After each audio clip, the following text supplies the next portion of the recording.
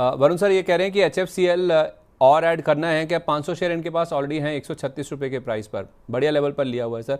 दूसरा पारस डिफेंस कह रहे हैं कि 35 शेयर हैं 727 रुपये के रेट पर।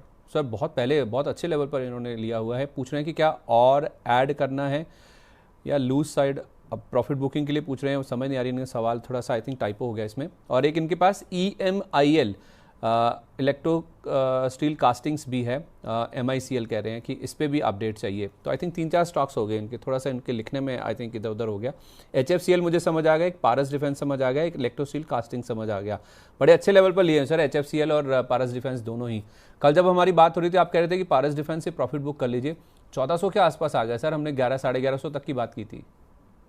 जी बिल्कुल। पारस में तो देखिए संदीप जी, मेरी ये राय रहेगी एक बार प्रॉफिट बुक करके चल सकते हैं। अगर आपका लंबा नजरिया है तो कोई गिरावट आती है करीबन 11-1150 के आसपास, तो वापस ऐड कर सकते हैं। और थोड़ा आप प्ले कर सकते हो, थोड़ा टाइमिंग कर सकते हो, तो यहाँ पर प्रॉफिट बुक करके वापस 11-1150 में आप यहाँ पर ले सकते हैं। क्योंकि स्टॉक आप देखेंगे तो करीबन 70% के अराउंड चल चुका है सिर्फ 19 दिनों में। तो यहाँ पर एक ओवरबॉट जोन में और वहां से थोड़ा एक करेक्शन आ सकता है, तो यहाँ पर प्रॉफिट बुक करके चल सकते हैं। अच्छा, HFCL की अगर बात कर, सॉरी जी आपको इंटरप्ट कर रहा हूँ, ऐसा नहीं हो सकता सर कि पारस डिफेंस में बने रहें क्योंकि रैली चल रही है, मोमेंटम चल रहा है, तो एक ट्रेलिंग स्टॉप लॉस के साथ आगे चलते चलें? संदीप जी देखिए, यहाँ पर ट्रेलिंग एसएल भी कर सकते हैं, बट स्टॉक इतना फास्ट चला है कि यहाँ पर जो सपोर्ट है, आपका जो बेस सपोर्ट है करीबन 1077 के अराउंड ही आ रहा है। नहीं तो यहाँ पर कोई शॉर्ट टर्म कोई सपोर्ट ही नहीं है। और काफ़ी बड़ी रैली हो चुकी है, इसकी वजह से यहाँ पर कोई शॉर्ट टर्म सपोर्ट अगर आपको करना है तो जो हायर है, हाई लो का पैटर्न चल रहा है, तो यहाँ पर कल का जो लो है 1276, उसका कल अगर प्रीवियस डे का लो नीचे जाता है और वहाँ पर क्लोज मिलता है, तो एक बार स्टॉप लॉस करके आप ट्रेलिंग एसएल मेंटेन कर सकते हैं। ठीक है। और इलेक्ट्रो स्टील कास्टिंग सर और HFCL? जी, HFCL में आप देखिए वहां पर भी काफी बड़ी रैली थी, करीबन 70-75 के जोन से यहाँ पर 200 के जोन मिले थे।